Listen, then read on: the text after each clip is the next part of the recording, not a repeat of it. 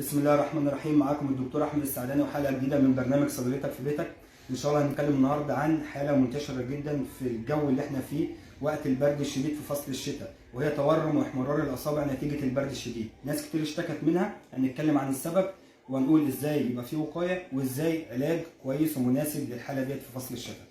اول حاجه السبب بيحصل لان بيحصل حاجه اسمها فازو كونستريكشن للاوعيه الدمويه، يعني الاوعيه الدمويه بتاع جسمك بتبدا تضيق نتيجه البرد، وبالتالي بيقل تدفق الدم اللي بيدخل للاطراف، ولما تدفق الدم بيقل بيخرج ماده اسمها الهستامين اللي هي المسببه للحساسيه والاحمرار. فاحنا عرفنا كده السبب بنتيجه الاحمرار اللي بيظهر والتورم اللي بيظهر لصوابع القدم او صوابع اليد. هنقول العلاج دلوقتي والوقايه ان انت تلبس شراب وجوانتي تقيل في فصل الشتاء، خاصه في الوقت اللي فيه برد شديد. تغسل الاطراف بالميه الدافيه سواء اصابع القدم او اصابع اليد. بتشرب قهوه او بتشرب شاي او بيبسي كولا او اي ماده فيها كافيين لازم توقف شرب المواد ديت او تقللها خالص، لانها بتزود الفازو كونستريكشن وبالتالي بتزود ان الاوعيه الدمويه تضيق فهتزيد عندك المشكله.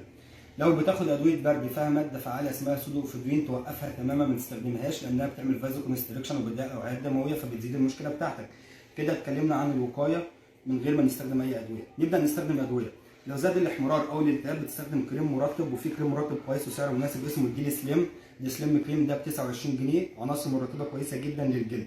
تستخدم كريمات مضاده للالتهابات والتورم زي ريداريل جل. ريداريل جل ب 23 جنيه كويس جدا للالتهابات وللتورم بتاع الاصابع. الحاجه الثالثه هتستخدم اقراص مضاده للحساسيه زي زرتك اقراص حبايه كل يوم قبل النوم، هتقلل الاحمرار والحساسيه بتاعه الجلد للاصابع.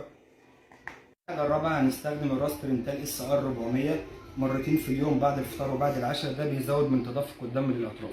كده قلنا الاسباب وقلنا الوقايه وقلنا العلاج. لو استفدت من حلقه النهارده اعمل لايك وشير للحلقه، سبسكرايب لقناتي على اليوتيوب باسم الدكتور احمد السعداني، وده لي دعوه كويسه. شكرا.